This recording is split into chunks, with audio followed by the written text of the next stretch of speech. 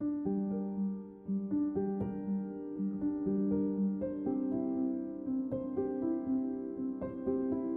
name is Mary-Ruth Walsh. I'm a visual artist. This is my studio in New Ross, Ireland. My work is about architecture and buildings and how it affects the way we move and behave, and the longevity and disposability of buildings. In London, walking through the streets and looking at the neoclassical buildings there, I was inspired to make the White Goods series. The materials I sourced were from skips and markets. I brought these back to the studio and created structures that were roughly 1/2 metre by 1/2 metre. These were placed on white plinths that were up to 3 metres high, which manipulated the viewer's perspective of these structures and interiors. As part of that series, I filmed the interior of the structures. This vastness of the film and then the miniaturization of the actual structures flipped the viewer's perception of reality.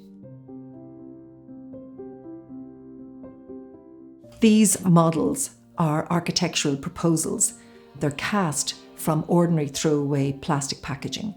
I'm interested in the longevity of buildings or their disposability. It's representative of buildings that last hundreds of years, whereas the contents inside the buildings, the packaging, can last thousands of years.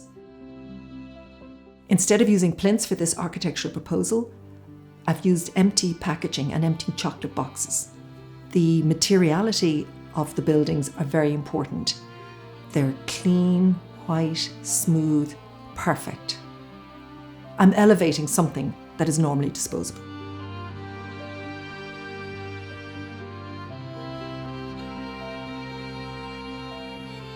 This work is a film work and it's titled I'm Here For You. And it's based on the large spaces like airports, shopping centres. There's a huge sameness in these buildings and the signage is the only thing that differentiates them from one to the other. The book that really inspired this as well was Learning from Las Vegas, which is a key book from the point of view that the signage in the strip was seen to be more important than the actual architecture itself. The book equated this with the paintings in medieval churches, which acted like signs for people who couldn't read. I was interested in looking at airports, large public spaces and shopping centres and stripping them of the signage to see what these buildings would feel like.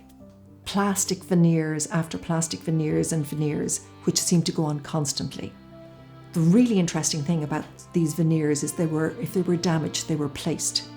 So the building didn't age, the interior of the building became ageless.